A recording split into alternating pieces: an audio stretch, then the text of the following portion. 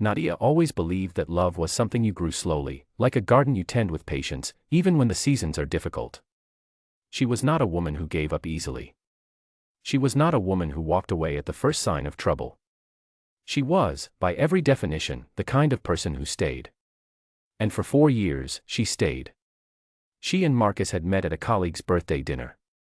He had been seated across from her, and he had laughed at something she said, a real laugh, the kind that crinkles the eyes. She had thought, this man is kind. She had thought, this man sees me. Looking back later, she would realize those were two very different things, and she had confused one for the other. Their relationship had built itself quietly. Weekends spent cooking in his kitchen. Long evening walks where they talked about everything and nothing. Phone calls that stretched past midnight. Nadia was happy, or she told herself she was, which for a while felt like the same thing. She moved into his apartment in the second year. She brought her books, her small plants, her grandmother's old photograph, and the easy certainty that this was where her life was going. She made that apartment a home. She learned how he liked his coffee.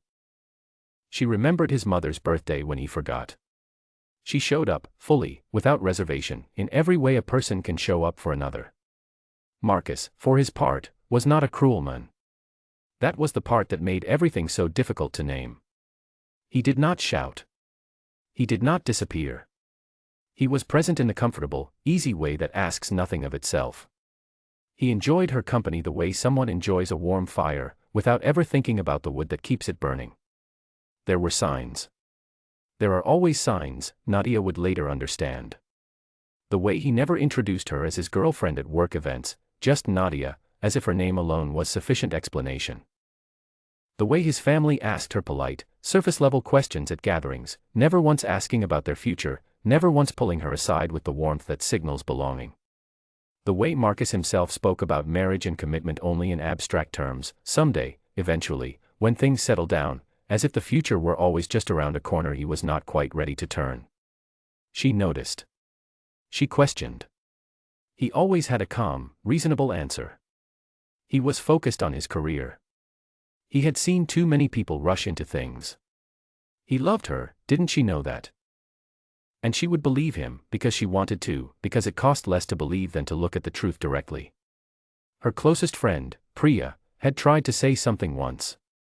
They were sitting in a small cafe on a rainy Tuesday, and Priya had set down her cup and looked at Nadia with the steady eyes of someone about to say something important. Nadia, she had said carefully, I love you. And because I love you, I have to ask, do you actually know where this is going? Not what you hope. What you know. Nadia had smiled and said she did. She changed the subject to Priya's new apartment, and Priya, being a good friend, had let her. But the question had stayed, sitting quietly in the back of Nadia's mind like a stone she kept stepping around. The evening that changed everything did not begin dramatically. It was an ordinary Wednesday. Marcus's younger brother Darius had come over for dinner, and the three of them sat around the kitchen table, the same table where Nadia had served 100 meals, where she had laughed and listened and built what she believed was a shared life. After dinner, Nadia got up to clear the plates. The two brothers stayed at the table, talking in the relaxed way brothers do, easy, half distracted, not watching their words. Nadia stood at the sink with her back to them, the water running, and she heard Marcus's voice over the sound of it. She's good, Marcus was saying. There was a brief pause, the easy shrug of a man who has nothing urgent to say. But you know how it is. She'll never be my real wife. A short, quiet laugh. The soft clink of Darius's glass being set down. The conversation moved on. Nadia stood very still. The water kept running over her hands. She was aware of the temperature of it, of the feel of the plate she was holding, of the ordinary sounds of the room around her. She was aware, in a detached and floating way, that something had just broken, not loudly, not in pieces, but in the way that ice cracks beneath the surface before it gives. She did not cry. She did not turn around. She set the plate down carefully, turned off the tap, dried her hands, and walked back to the table with an expression she did not have to practice, because she had been practicing it for 4 years without knowing it. She'll never be my real wife. He had said it so easily. The way you say a thing you have always believed but never felt the need to announce. Darius left an hour later. Marcus locked the door and came back to the living room, where Nadia sat with a book she had not read a single word of. "You okay?" he asked, noticing something in her stillness. "I'm fine," she said. "Just tired." That night, she lay awake long after Marcus fell asleep. She did not replay the words looking for an alternative meaning. She did not tell herself she had misheard. She simply lay there and let the truth of what she had heard be exactly what it was. She thought about 4 years. She thought about the plants on the windowsill that she watered every morning. She thought about the birthday cake she had baked for his mother, and the way his mother had thanked her with polite distance, the way you thank a caterer. She thought about every time she had asked, gently, where they were going, and every careful, affectionate answer he had given that said everything except yes. By the time the sun came up, she was not angry. She was, for the first time in a very long time, completely clear. She called Priya that morning from the bathroom, the door quietly closed. She told her everything. She told her about the dinner, about what she had heard, about the 4 years of small signs she had learned to step around. And when she finished, there was a long, gentle silence on the other end of the line.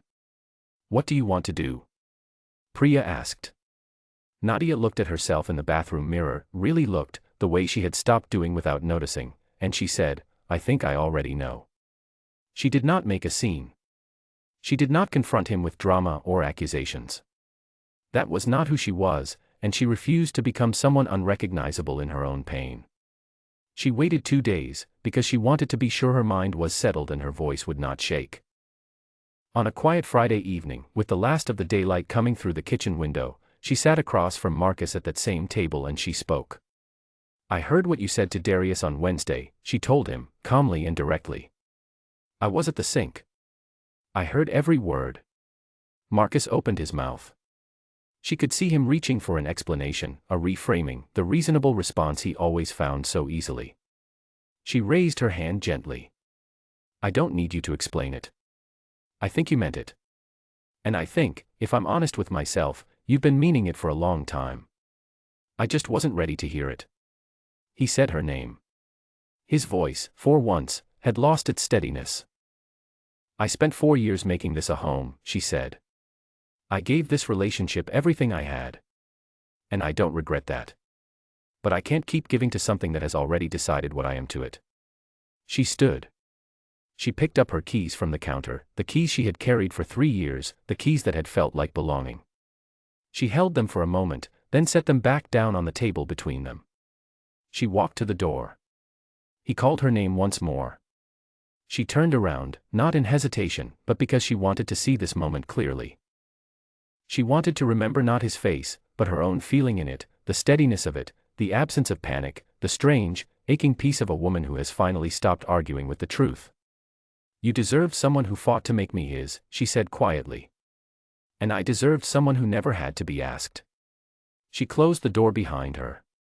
She did not run. She did not look back. She walked to her car, sat inside it for a moment in the silence, and then she drove. The first weeks were hard in ways she had not fully prepared for.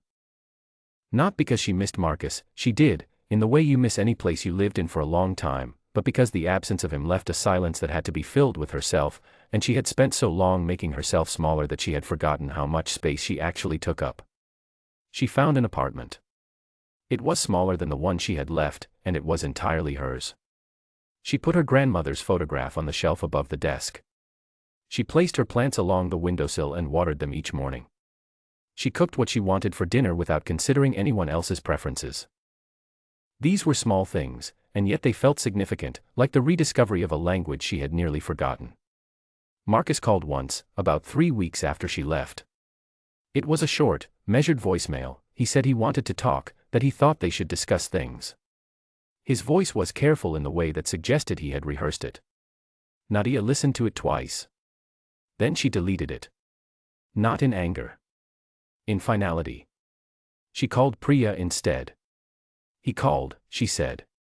"And?" Priya asked. "And nothing," Nadia said. And that was the truth, it was, genuinely, nothing. The urgency she might once have felt was simply gone. She began to notice things she had lost without realizing. She had stopped reading the kind of books she loved, long, slow novels full of feeling, because Marcus found them dull, and she had quietly shifted her habits to match his.